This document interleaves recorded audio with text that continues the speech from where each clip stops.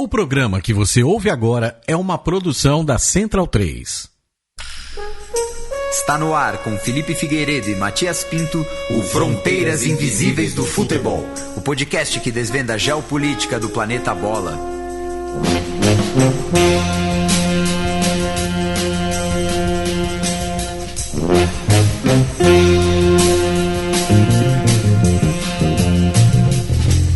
Boa alvorada, ouvintes da Central 3. Está começando mais uma edição do Fronteiras Invisíveis do Futebol. Mais uma parceria aqui da casa com o Xadrez Verbal.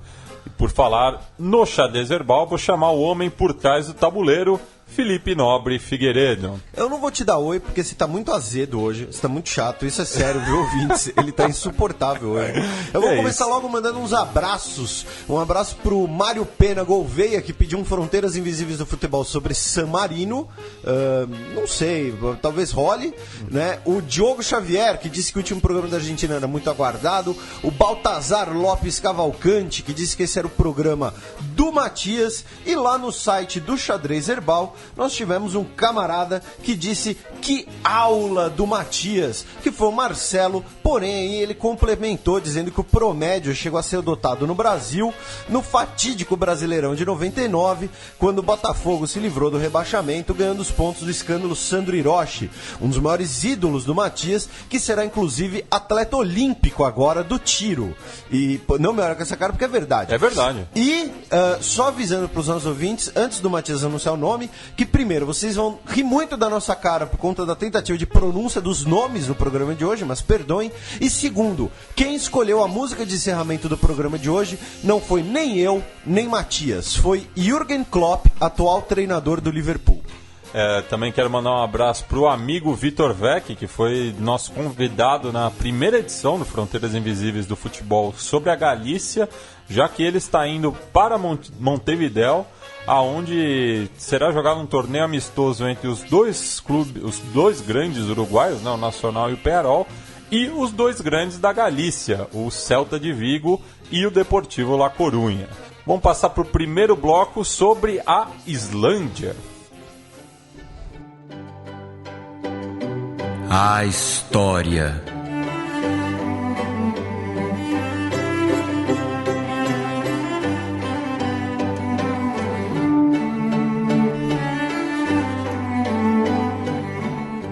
Felipe, o território islandês é um território jovem. Você poderia explicar melhor para os nossos ouvintes? Ele é jovem, belo, recatado, do lar, esbelto. Primeiro, muitos dos nossos ouvintes pediram esse tema por conta da campanha islandesa na Euro 2016, né, que se tornou o time querido dos fãs. Inclusive aqui eu estava torcendo para a Islândia chegar na final, mas isso não aconteceu, como era talvez até previsível, mas muitos ouvintes pediram. E por que o Matias disse que é um país jovem? Porque a Islândia tem mais ou menos apenas 20 milhões de anos, o que em termos geológicos é virtualmente nada. Começou ontem o país, por isso que é um país que tem muitas atividades vulcânicas, terremotos, tem as fontes de águas termais, águas quentes diretamente dos vulcões, tem aquelas paisagens muito bonitas. Agora falando sério, a Islândia é um dos lugares que eu mais quero conhecer no mundo. Eu tenho essa vontade de conhecer alguns lugares diferentes. A Islândia é um deles. E tem essas paisagens muito bonitas. E por isso também que tem vulcões, como por exemplo o Eyjafjallajökull. Tá tudo errado, que foi aquele vulcão, também conhecido como vulcão islandês, que em 2010 interrompeu todo o tráfego aéreo da Europa por mais de uma semana, porque ele entrou em erupção e as cinzas do vulcão criaram uma neblina que cobriu metade da Europa. Então, por isso que é um país que tem tanta atividade vulcânica, porque é um país geologicamente muito jovem. E também é muito jovem a presença humana na região. Né? Por exemplo, quando a gente falou de Israel, quando a gente falou, por exemplo, da Nigéria, a gente falou de registros, de resquícios de civilização humana de dezenas de milhares de anos atrás. O registro mais antigo de presença humana na Islândia é do século IX. Não estou falando 9 antes de Cristo. 9, vulgo ontem. E aí nós temos aí uma disputa pela primazia do que teria sido o primeiro assentamento humano na Islândia.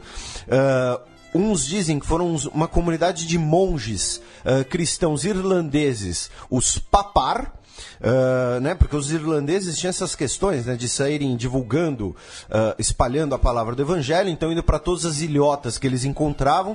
Por isso que tem um mosteiro numa ilhota que fica no meio do nada, que serviu de paisagem que serve de paisagem para os novos filmes de Guerra nas Estrelas. E eles teriam chegado até a Islândia e criado um mosteiro lá para espalhar o evangelho, não sei, para os ursos. E a outra tese diz que foram justamente os vikings noruegueses, liderados por Nadodr. O nome do cara tem 4 Ds. Tem tipo 2 encontros de Ds. Mano, enfim, ele teria vindo, na verdade, das Ilhas Faroe, mas ele era norueguês, e aí ele estava voltando das Ilhas Faroe para a Noruega, teria se perdido, encontrou a Islândia e batizou a ilha de Snæland, que em norueguês significa terra da neve. Então tá aí essa disputa entre quem chegou lá primeiro. Porém, o primeiro assentamento permanente na Islândia é do chefe irlandês, um chefe viking norueguês, o Ingolf Arnason, que foi com sua esposa, eu não vou tentar falar o nome da esposa, Halvig Frodadóttir.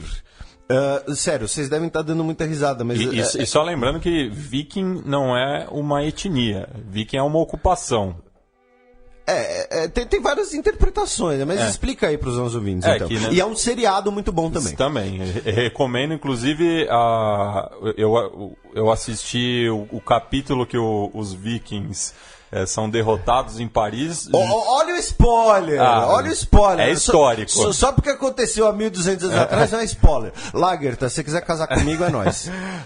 Eu assisti o capítulo que os vikings são derrotados em Paris justamente depois que a Islândia foi derrotada pela França em Saint-Denis. Inclusive tem... Você está inventando isso? Não? Você está inventando Te isso? juro. Te juro. Sei. Mas enfim, defina um pouco melhor os vikings. O viking, na verdade, não seria etnia, seria uma ocupação. Viking eram aqueles que pilhavam, aqueles que se dedicavam à pilhagem. E aí virou sinônimo desses nórdicos, né? Tanto que você vai ter os vikings dinamarqueses, os noruegueses, os suecos não se consideravam vikings, né? Mas enfim, aí é que nem árabe, você tem várias interpretações do que pode ser um árabe, e aí você tem algumas interpretações do que pode ser um viking. A lenda diz que o Arnason, quando chegou na Islândia para ocupá-la, ele jogou 2 amuletos, 2 totens do seu barco e deixou que a corrente os levasse. E onde eles parassem na ilha, ele ia se assentar.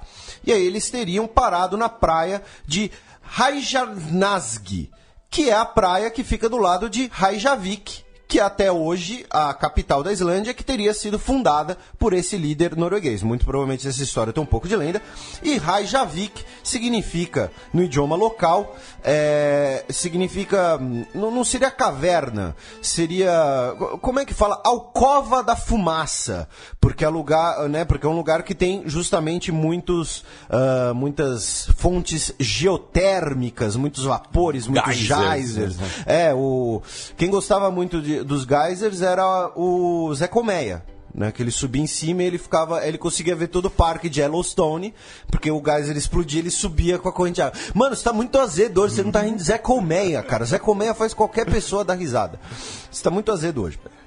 Pois bem, nós temos um movimento de grande migração para a Islândia, porque essas regiões que estamos falando, quando a gente fala de Noruega, Dinamarca, dos vikings, a gente pensa, sei lá, na Dinamarca hoje, que você tropeça, acha uma barra de chocolate ao leite.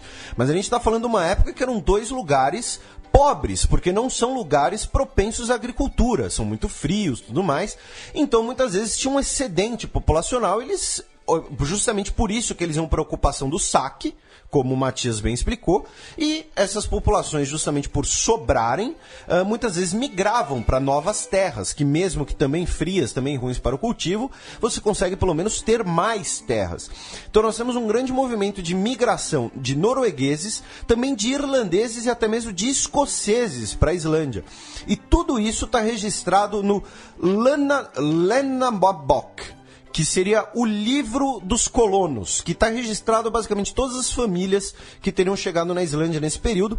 E desse período que estamos falando aqui, séculos 9, 10, 11, até começo do século 12, vem uma das fontes historiográficas e uma das fontes históricas mais importantes que nós temos no mundo, que são as sagas islandesas, tanto em prosa quanto em poesia, que são algumas das principais fontes escritas que nós temos sobre os reis vikings, sobre os líderes vikings, inclusive o Ragnar Lothbrok, o protagonista de Vikings.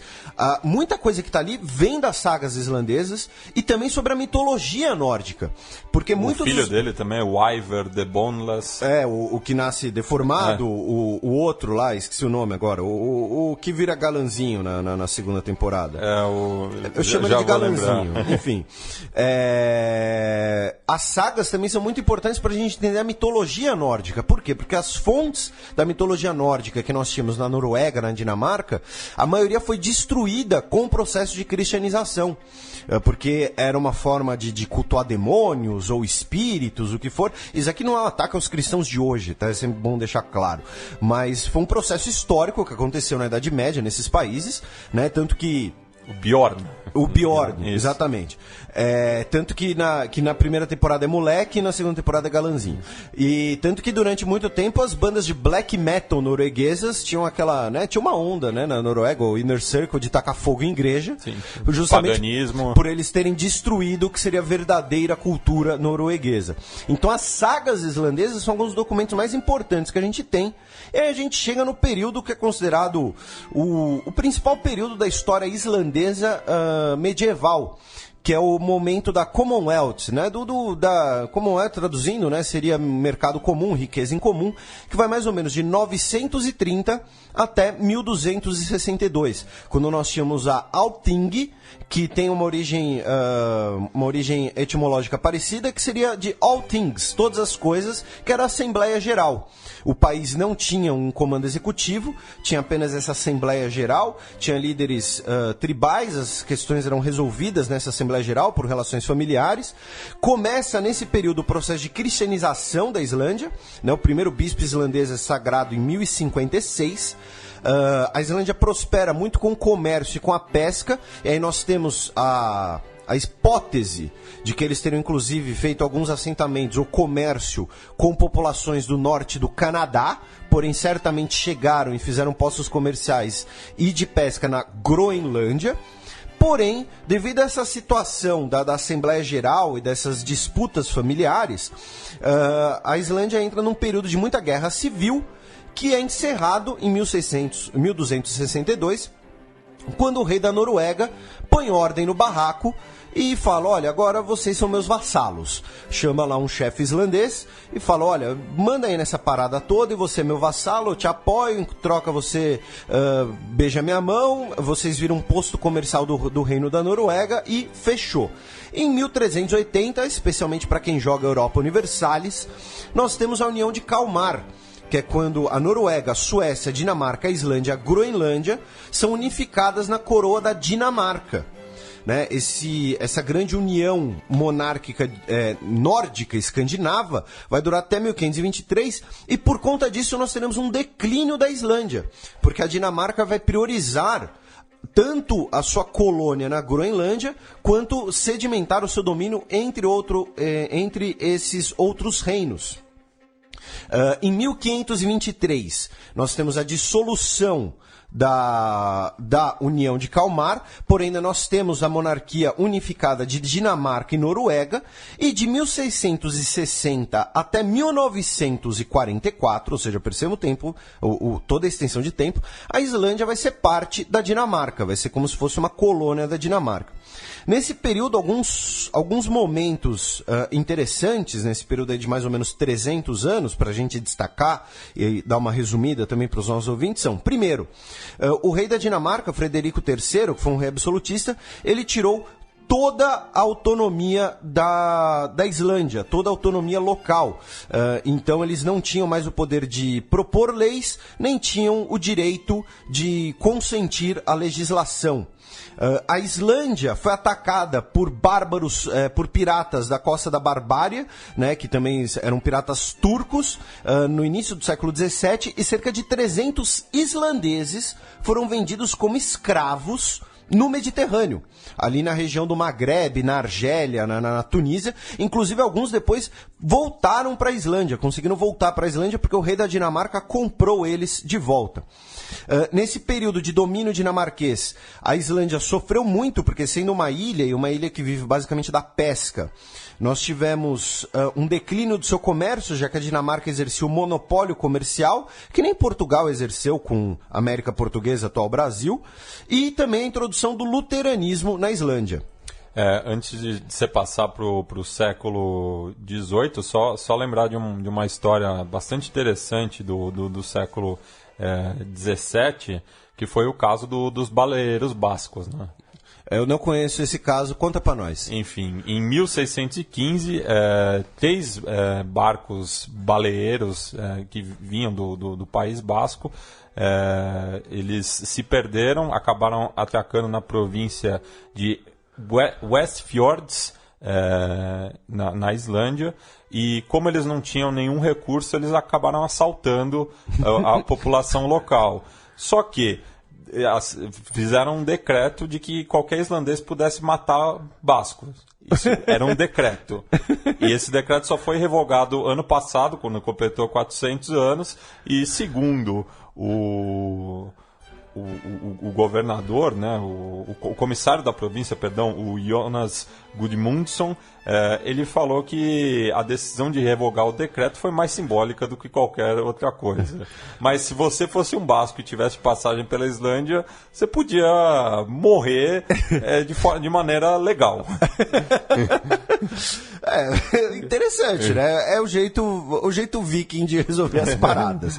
Mas por que o nosso caro Matias destacou o século XVIII? Porque no século XVIII a gente tem um episódio muito complicado na história da Islândia, que eu não vou tentar falar o nome desse episódio em islandês, desculpem, nesse eu vou pipocar, eu até brinquei com o vulcão no início, mas nesse aqui não rola, que foi em 1783, o vulcão Laki entrou em erupção.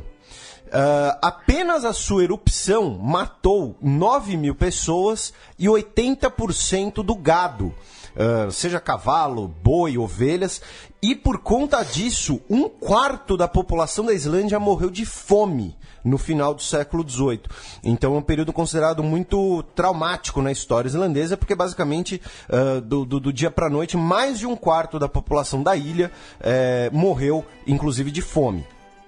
Após as guerras napoleônicas, os reinos da Dinamarca e da Noruega foram separados pelo Tratado de Kiel, né, Kiel que fica ali ao norte da atual Alemanha, inclusive durante muito tempo foi uma das mais importantes bases navais pela sua localização estratégica, já que ali você consegue acesso ao Canal da Mancha e ao Mar Báltico.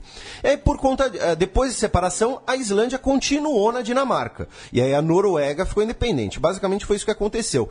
Só que com isso, com esse distanciamento, com o efeito das guerras napoleônicas na Islândia, começa a surgir o nacionalismo romântico na Islândia, que foi muito comum no início do século XIX em vários países, né? Inclusive a gente tem o marco disso, a Primavera dos Povos, em 1848, e o nacionalismo romântico na Islândia começa com uma proposta dos Fjolnismenn, que era um grupo de islandeses que foram educados em universidades islandesas, e o pai desse movimento é o jurista Jon Sigurdsson. Esse nome foi tranquilo. Em 1843, de forma simbólica, como um organismo consultivo, a Althing é refundada, a Assembleia Geral. Em 1874, como parte das celebrações de 1000 anos do primeiro assentamento na Islândia, a Dinamarca garantiu à Islândia o Home Rule, né, mais ou menos, que é o que a gente tem também no Reino Unido, que é poderes de autonomia, que foram expandidos em 1904, e aí nós temos 2 marcos aqui com as guerras mundiais. que são, a partir de 1904, com essa autonomia, inclusive poderes locais concedidos à Althing, a Islândia conseguiu desenvolver melhor sua economia, saiu do monopólio da Dinamarca, passou a fazer comércio muito com o Reino Unido, mas também com o Canadá, né, que, de certo modo, faz parte aí da mesma relação internacional, e isso favoreceu o desenvolvimento econômico da Islândia. Na Primeira Guerra Mundial, com o isolamento do canal, já que o Reino Unido, preocupado com as rotas mercantis ali, com as rotas de submarinos alemães, o Reino Unido fortaleceu sua presença na Islândia, a Islândia acabou tendo ainda mais autonomia. E 1245, eu não sei como o governo da Islândia, esse dado aqui foi tirado do site do governo da Islândia, 1245 islandeses combateram na Primeira Guerra Mundial, sendo 989 pelo Canadá, porque a Islândia oficialmente ela foi neutra durante todo esse período. E por conta desse isolamento da guerra, proporcionado pela guerra, a governança islandesa apenas aumentou. Tanto que em 1918, em dezembro, ao fim da guerra, nós tivemos o Ato de União, em que a Dinamarca reconhece a Islândia como independente, o reino da Islândia, porém em união monárquica. Ou seja, vocês são independentes, mas é o mesmo rei. Sou eu que mando nos dois, mas vocês têm sua independência interna. Com a Grande Depressão, causada pela crise de 29, a Islândia sofre muito porque nós temos uma queda no consumo mundial de pescado e de bacalhau. Lembrando que muitos dos países fornecedores de material primário, né, por exemplo, se você fornece bacalhau, se você fornece café, você sofreu muito com a Grande Depressão, porque o mercado consumidor daquele produto, no caso o Reino Unido, Estados Unidos e Canadá, agora está em recessão, está em crise. Então a Grande Depressão afetou também a economia islandesa. Em abril de 1940, nós temos a ocupação da Dinamarca pelos nazistas, e aí temendo que a Islândia fosse também ocupada pelos alemães, ou então entrasse na guerra do lado dos alemães, os britânicos ocupam a Islândia. O governo islandês protesta contra isso, mas não oferece resistência, porque a Islândia não tem forças armadas, a gente vai falar disso um pouco mais pra frente. Só que o primeiro-ministro da época, o Hermann Jónasson, manda os islandeses tratarem as tropas britânicas com a educação que convidados merecem. E aí nós temos essa ocupação militar na Islândia por conta da Segunda Guerra Mundial, e se vocês estiverem querendo entender um pouco mais essa importância da Islândia para rotas mercantis, rotas submarinas, a gente vai falar um pouco mais sobre isso no terceiro bloco. E essa ocupação dura basicamente por toda a guerra, e vai ser assim como a Primeira Guerra Mundial forneceu a autonomia da Islândia, a Segunda Guerra Mundial vai fornecer a independência da Islândia. Bem, e fechando esse primeiro bloco, ainda mais falando dessa ocupação inglesa, a gente passa pro campo para falar justamente do começo do futebol islandês. O campo.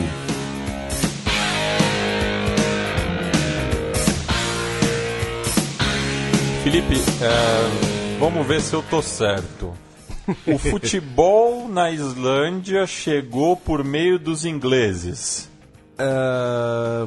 Você tá certo. Tinha esse palpite. Como a gente sempre brinca aqui, né, os ingleses, né, tiveram os seus principais produtos de exportação: cricket, rugby, futebol. E a maioria do mundo preferiu o futebol, mas enfim.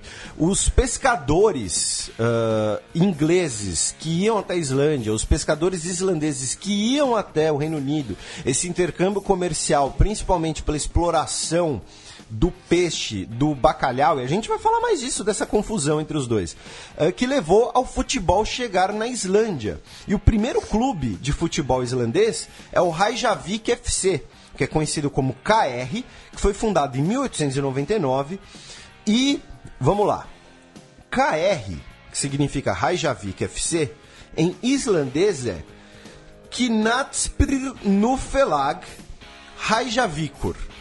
Até que saiu menos ruim do que eu imaginava. E até a Segunda Guerra Mundial, nós tínhamos combinados dos clubes islandeses que faziam excursões, especialmente para a Dinamarca, para o Reino Unido, para a Escócia e para a Noruega. Fazer ali um intercâmbio do futebol. A Liga Nacional foi criada em 1912, ou seja, estamos falando de uma Liga Nacional bem antiga. Mas mesmo com mais de 100 anos de história, apenas 11 clubes foram campeões. Atualmente a primeira divisão nacional tem 12 clubes, é o esporte mais popular da Islândia, é muito jogado inclusive por mulheres também, e que conta com 20 mil jogadores registrados. Deve ter campeonato escolar aqui no Brasil com tantos jogadores assim. Mas lembrando que a Islândia tem uma população de aproximadamente 340 mil pessoas, então estamos falando de muita gente. A primeira divisão nacional, ela, como eu disse, ela envolve 12 clubes, metade da capital, e ela é disputada de maio a setembro apenas, porque nos outros meses do ano é impossível você jogar bola. As escolas, as categorias de base, jogam futebol indoor, com grama artificial, e quando eu digo indoor, eu não estou falando assim, tipo society ou futsal. São campos de futebol, tamanho normal, só que cobertos, aquecidos e com grama artificial. Os estádios têm grama artificial e o campeonato nacional vai até a 5ª divisão. Lembrando que 1/8 do território islandês é gelo. Gelo. Geleira. Gelo. Não é tipo geada na Serra Gaúcha, é gelo. E a 5ª divisão nacional é dividida em 4 grupos. Né? O primeiro clube foi o KR, que é o time o Reykjavik FC, que ganhou o primeiro campeonato de 1912 e até hoje ganhou 26 canecos. Em 64 foi o primeiro clube islandês que jogou a Copa Europeia. Perdeu ali a fase a primeira eliminatória para o Liverpool. Nunca nenhum time islandês foi para a fase de grupos da Copa Europeia, da Champions League. E o retrospecto do KR na Champions League é de 18 jogos, com 3 vitórias, 4 empates e 11 derrotas. O segundo time mais campeão é o Valur, com 22 canecos, que significa Falcão em islandês, e é o time da IMCA. Né? Sabe da música do Village People? IMCA, o que significa, Matias? Young Men Christian Association. Associação Cristã de Moços, que é onde foi inventado o basquete. Correto.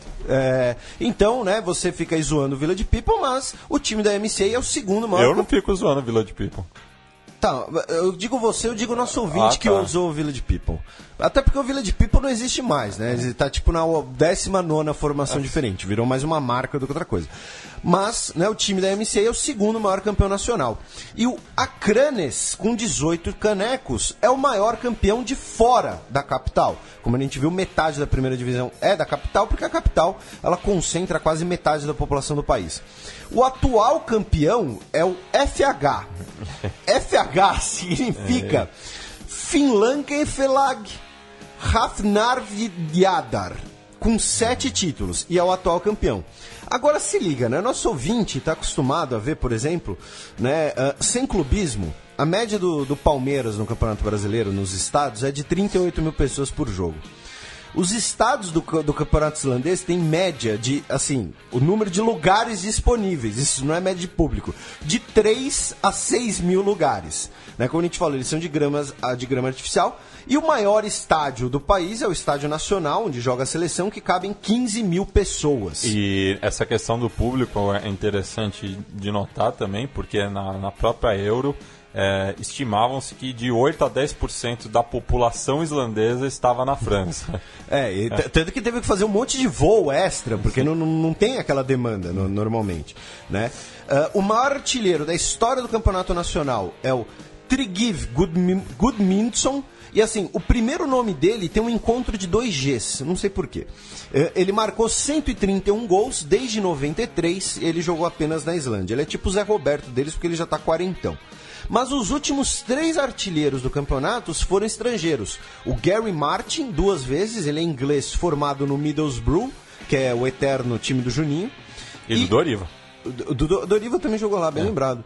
E o Patrick Pedersen, que é dinamarquês. Em 2010, o artilheiro do campeonato e considerado o melhor jogador foi o Gilles Mbank Ondo, que é do Gabão, foi formado no Auxerre, da França, e atualmente joga no Oman.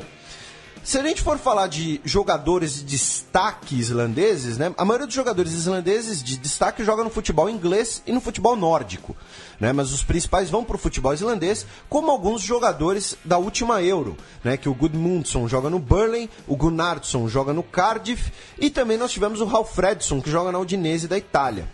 E além dos jogadores que foram para a seleção islandesa da Euro, vocês podem acessar, né, todo o plantel de 23 jogadores facilmente aí na internet, 2 jogadores islandeses de destaque que não foram para a Euro, um é o Diego, por que os islandeses não se chamam assim, né? O Diego Johannesson, que ele é lateral direito, tem 22 anos, joga no Oviedo da Espanha.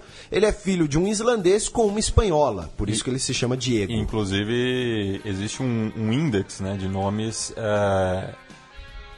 que são permitidos para crianças nascidas na Islândia, inclusive porque o sobrenome da criança geralmente é o nome do pai com o sufixo son. Filho de. Isso para os homens, no caso, né?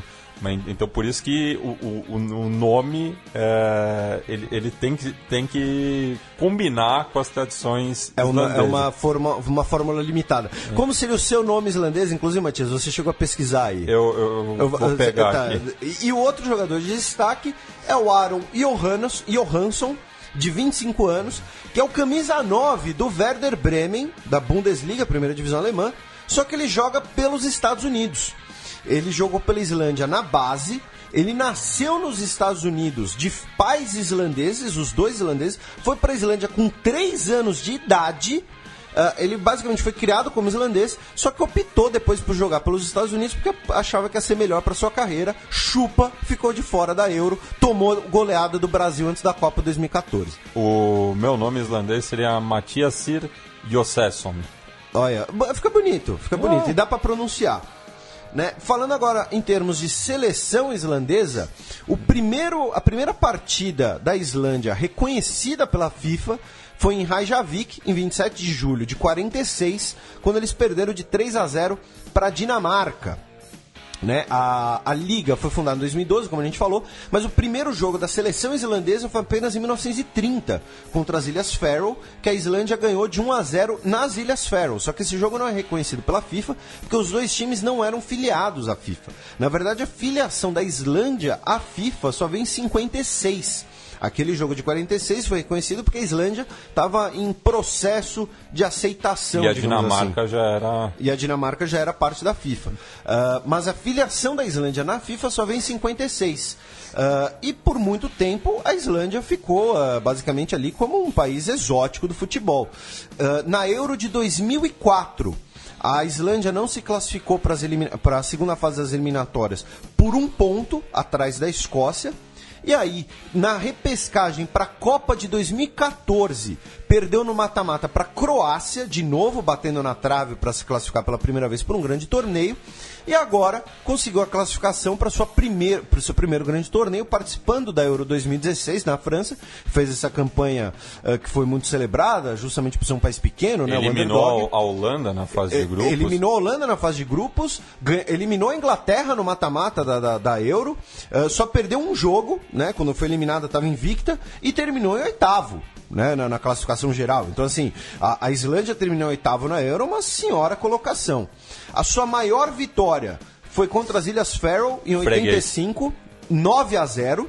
E a sua maior derrota foi assim, desculpem nós ouvintes islandeses, foi, inclusive vai ter um texto sobre a Islândia no Xadrez Herbal de um ouvinte que morou lá. A Dinamarca a maior derrota da Islândia foi para a Dinamarca em 67, de 14-2. É literalmente 2-7-1. A gente reclama do 7-1, mas eles tomaram 2-7-1 ao mesmo tempo, entendeu? Virou 7-1. O recordista de jogos pela seleção islandesa é o Runar Kristinsson, que foi um volante que jogou de 87 a 2004, disputou 104 partidas, mas o jogador mais conhecido da Islândia certamente é o seu maior artilheiro, que fez 26 gols em 88 jogos, o Eidur Gudjohnsen, que atualmente joga no Molde da Noruega, que ganhou 2 títulos da Premier League pelo Chelsea, onde ele jogou de 2000 a 2006, marcando 54 gols. E é interessante notar que ele chegou no Chelsea antes do Abramovich, antes do Chelsea virar a máquina de dinheiro e tudo mais. Ele jogou no Chelsea before it was cool. Ele foi hipster no Chelsea.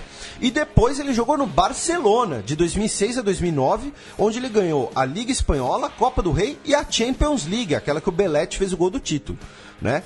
E em 96 ele entrou para a história, ele e seu pai, porque ele entrou numa partida oficial internacional no lugar do pai, o Arnor. Foi a primeira vez que pai e filho estiveram na mesma partida oficial internacional. E para fechar, né, compreensivelmente não tem tanta coisa assim pra gente falar do futebol islandês, mas vocês veem que é um processo recente, e eu vou deixar linkado no Xadrez Herbal uma matéria que depois, inclusive, eu vou mandar pro meu caro Matias, que eu esqueci de mandar, na verdade tá aqui no fim do roteiro, mas eu vou mandar ele ler, vou ordenar que ele leia.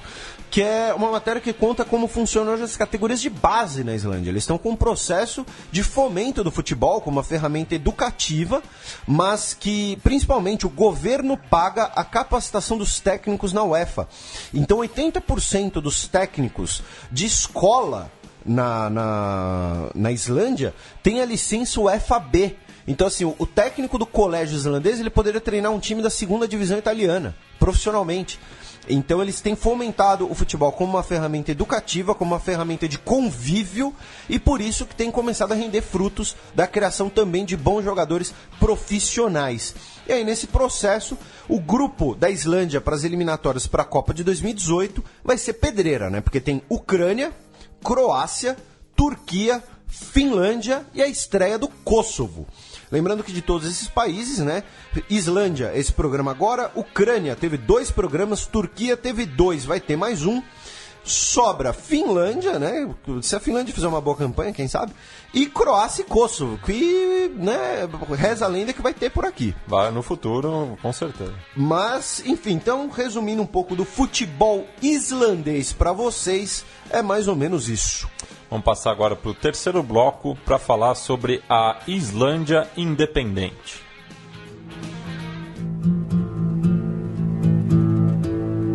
O mapa.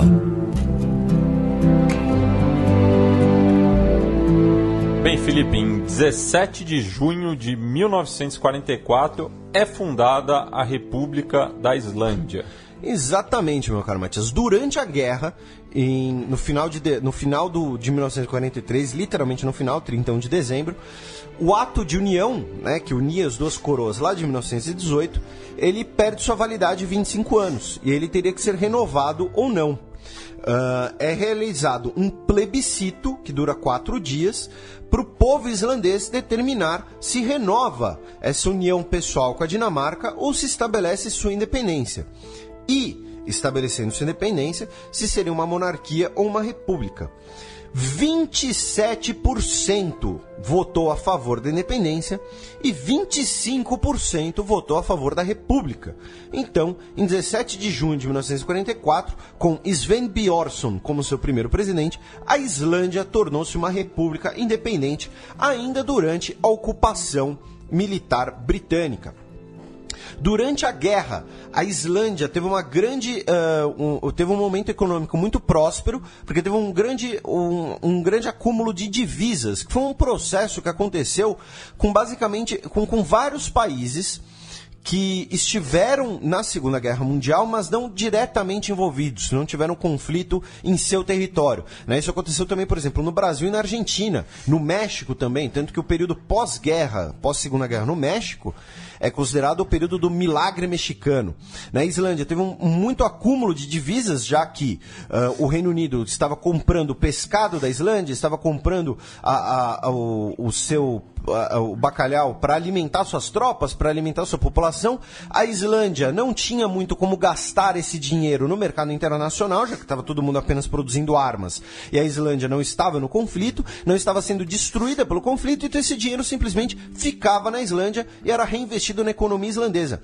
Além disso, do ponto de vista per capita, na relação per capita, a Islândia teve, no pós-guerra, a maior ajuda do Plano Marshall da Europa, mais que qualquer país que foi devastado pela guerra, justamente também pela sua população ser muito pequena, né? Lembrando que o Plano Marshall leva o nome do secretário de Estado dos Estados Unidos, que foi o plano de ajuda econômica dos Estados Unidos para a reconstrução da Europa.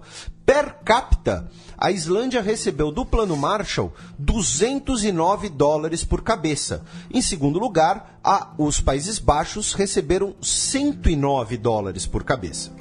O governo republicano foi fundado num consenso entre os 3 principais partidos, o Partido Conservador, também que é chamado lá de Partido Independente, e eu não vou falar o nome desses partidos em islandês, nem ferrando, entendeu? Tem 3 casas, tipo, mano, nem ferrando. Os sociais-democratas, que se chama Partido Social Democrata, e os socialistas, que são do Partido de União Popular.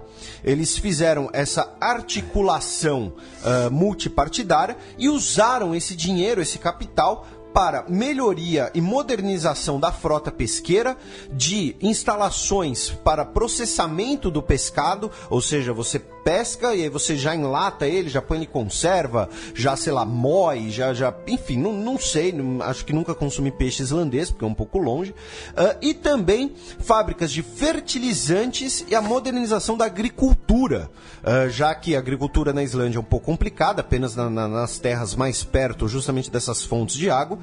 Então, a modernização tecnológica da agricultura era muito importante, já que, lembrando lá do período medieval, se você for depender das condições naturais, a agricultura não prospera muito, ao contrário do Brasil, né, que como diz lá o ditado, né, aqui onde tudo que se planta, tudo se dá. Na Islândia, ao contrário.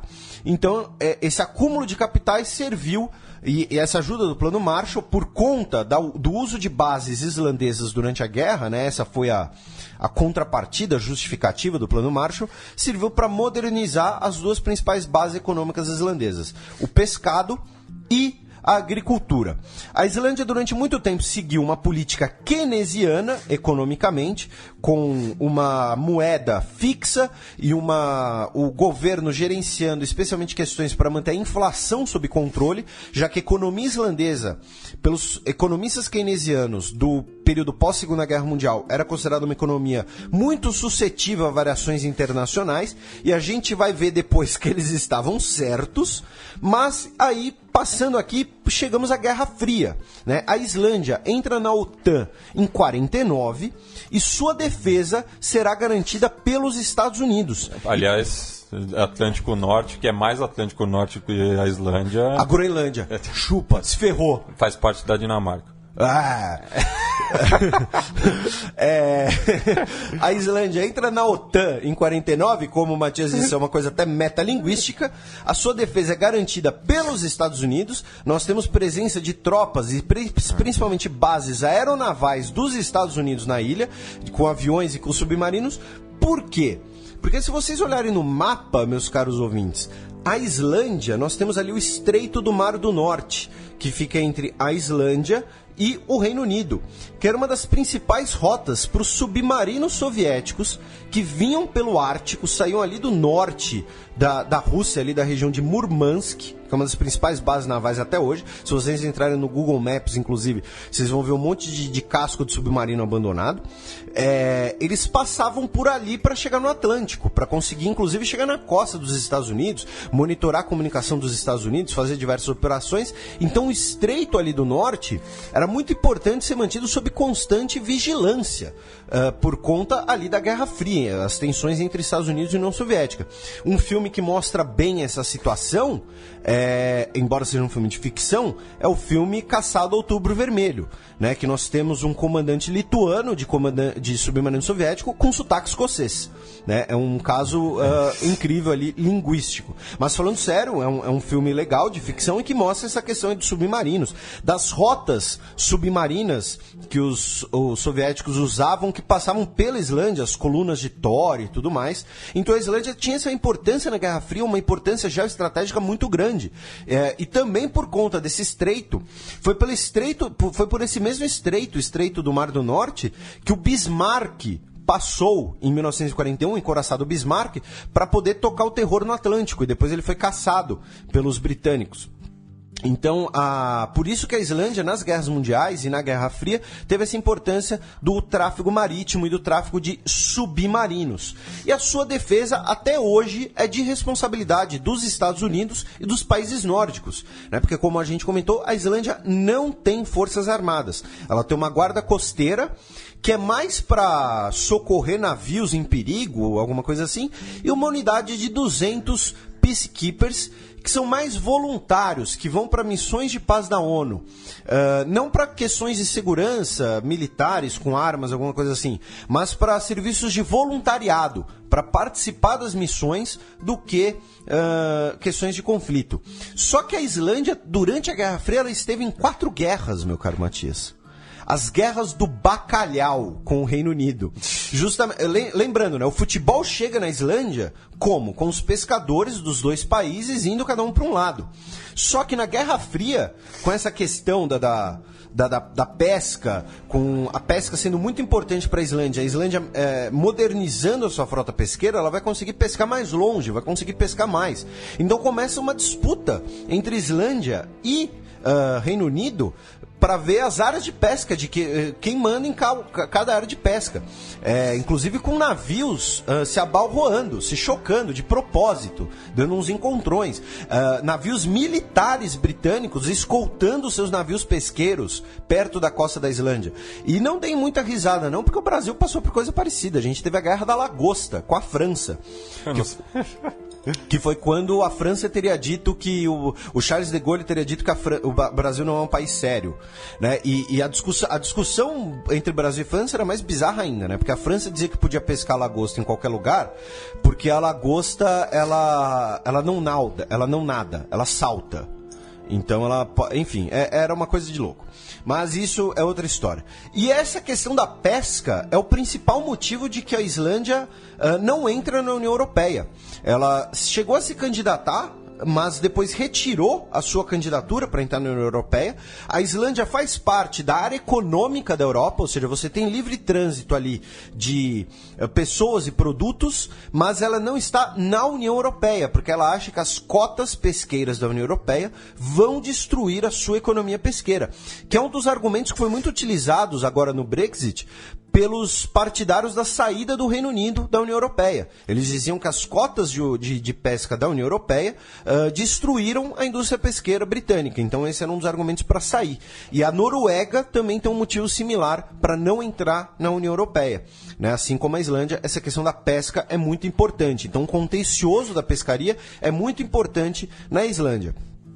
E chegando agora nas retas finais do nosso programa, né, porque eu disse que aqueles keynesianos lá do início da Guerra Fria estavam certos quando falavam da vulnerabilidade da economia islandesa. Né? Um abraço para o nosso querido Daniel Souza, né, nosso professor de economia visitante aqui. Por quê? Porque eu disse que eles estavam certos. Em 2008, quando nós tivemos a crise internacional, a crise financeira internacional, você tem um efeito cascata, né? Um efeito dominó. Um banco quebra, ele cobra do outro, aí o outro não tem como pagar, ele quebra também, vai todo mundo quebrando, né? O grande quebra e os pequenos vão quebrando atrás.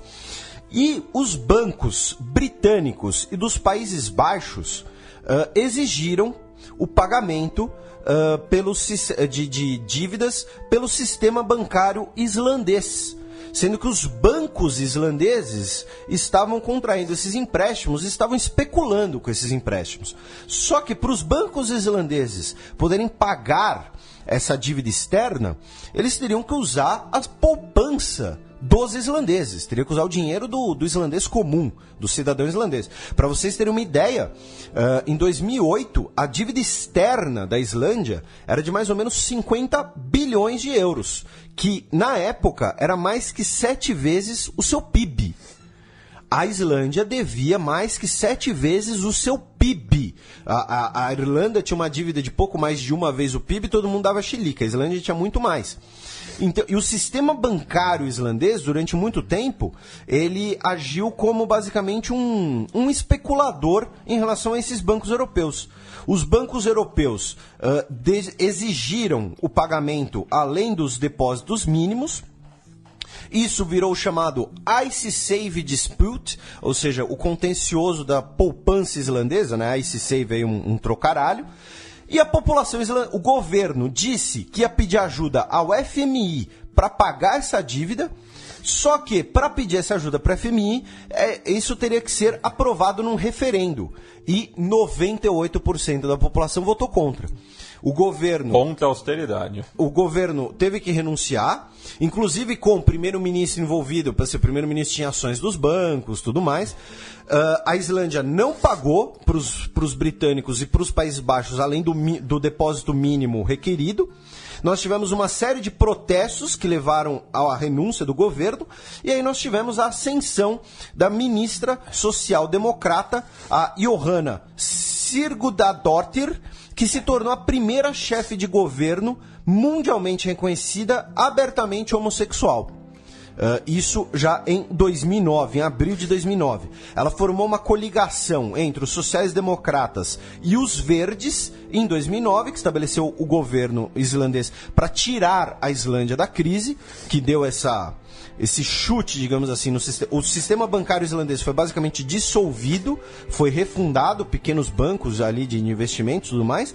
Nós tivemos grandes protestos na Islândia, lembrando que agora no escândalo dos Panama Papers, a gente repercutiu isso no podcast Xadrez Herbal, a gente teve um protesto de 20 mil islandeses na frente da casa do primeiro-ministro, que dá mais ou menos 7% da população e 10% dos votantes. Então assim, quando tem 20 mil pessoas protestando na Islândia, é gente pra caramba. E aí com isso a gente chega aqui, né, o Matias vai encerrar, mas, né, dá pra colocar esse marco final, esse governo islandês pós-crise de 2008, que foi de ponto de vista simbólico muito forte. Obviamente a gente resumiu bem a coisa aqui, tá? Os economistas obviamente podem querer mais detalhes, ou então dar mais detalhes, fazer pequenas correções, mas a gente fez um resumo bem grande do que aconteceu. Essa disputa só foi resolvida na justiça em 2013, né, mas o referendo foi em 2009 e foi muito simbólico, né, que a população islandesa deu esse pé na bunda aí em relação à dívida de 2008, em contraste com, por exemplo, nos Estados Unidos, a gente viu muita gente perdendo suas poupanças, perdendo suas casas, perdendo quase tudo que tinha. Então a gente consegue marcar aqui o fim da história recente islandesa por aqui. Bem, passando para algumas dicas culturais em relação à Islândia, não é só o futebol que recebe incentivo do governo. Segundo o Vitor Faria, o nosso literato aqui da Central 3, 1 em cada 10 islandeses recebe uma bolsa para se dedicar à escrita, ou seja, 10% da população islandesa é formada por escritores, claro, realizam outras atividades, mas também se dedicam à escrita. Na Bienal de 2012, a 30ª Bienal, que inclusive eu trabalhei... Bienal do Livro. Não, Bienal de Arte de São Paulo. Tinha um trabalho de um artista islandês que justamente trabalhava com essa questão do land art, né, mostrar as paisagens irlandesas e fazer intervenções no espaço, que é o Hrein Fridtjofsson. Então... procura ali no catálogo daquela Bienal. Inclusive, eu acho que tinha os 2 artistas islandeses. 3 artistas numa exposição com um pouco mais de 100. Então... 3 deles eram islandeses. E eu já recomendei no próprio Xadrez Verbal o livro do jornalista Fábio Massari, Rumo à Estação Islândia, que fala sobre a cena musical islandesa. A maioria dos ouvintes creio que conhece a Björk, o Sigur Rós, mas a gente vai terminar o programa com... Não, pera, mas tem a minha dica cultural também. Desculpa. Tá apressado aí, tá me tesourando? Não. O traíra. A minha dica cultural é um documentário que eu já recomendei antes no Xadrez Verbal também, só que é o documentário Bob Fischer e Eu, que é um documentário que conta a história do melhor amigo do Bob Fischer, que recebeu ele na Islândia. Bob Fischer, durante muito tempo, viveu na Islândia, foi radicado na Islândia. O seu grande embate de xadrez ideológico foi na Islândia, né, do Bob Fischer, durante a Guerra Fria, quando ele derrotou o campeão soviético. E depois ele foi viver na Islândia, numa espécie de autoexílio, porque ele estava sendo perseguido tanto por razões fiscais, quanto por razões de declarações antissemitas dele, né? O Bob Fischer era um cara bem 13 das ideias, a verdade é essa, e ele viveu na Islândia durante alguns anos, criou essa relação muito curiosa com a Islândia, tanto que ele está sepultado. Ele foi sepultado na Islândia, salvo engano. Agora eu não tenho certeza. Confira essa informação antes de acreditar em mim. E esse documentário é bem legal, né? Bob Fischer e eu, que conta um pouco da vida do Bob Fischer na Islândia e como é receber um estrangeiro, ainda mais um estrangeiro que é um ícone mundial de um esporte que não é conhecido por produzir ícones mundiais, que é o xadrez, num país tão diferente, tão único como a Islândia. E também, como mera curiosidade, né, eu queria citar aqui a taxa de homicídios na Islândia, que é de mais ou menos, nos últimos 5 anos, foram assassinadas 6 pessoas na Islândia. Nos últimos 5 anos foram mortas 6 pessoas. Então, isso, né, é um fim de semana devagar no Rio de Janeiro. Obviamente tem toda a questão proporcional e tal. Mas então, tá aí a minha dica cultural, e apenas como curiosidade, vou deixar lá linkado o texto sobre o futebol na Islândia e introduza a música de encerramento, que foi decidida pelo Jürgen Klopp. O Jürgen Klopp acabou decidindo a sorte. Estamos falando, claro, do bonequinho do Jürgen Klopp, que faz parte aqui do Estúdio Sócrates brasileiro, mas na sorte ele decidiu por Immigrant Song do Led Zeppelin. Explica aí, Felipe, por quê? Immigrant Song, pra quem nunca ouviu, todo mundo já ouviu Immigrant Song, né? Mas é uma das músicas mais famosas do Led Zeppelin. Ela começa justamente falando da terra, do fogo, da neve, das fontes de vapor quente. Foi uma música composta pelo Led Zeppelin na Islândia, em homenagem à Islândia, na primeira turnê islandesa da banda. Eles falaram, o nome da música Immigrant Song é justamente porque eles se sentiam ali num mundo completamente diferente, num lugar completamente diferente. O Matias queria colocar Sigur Rós para vocês. Eu acho chato.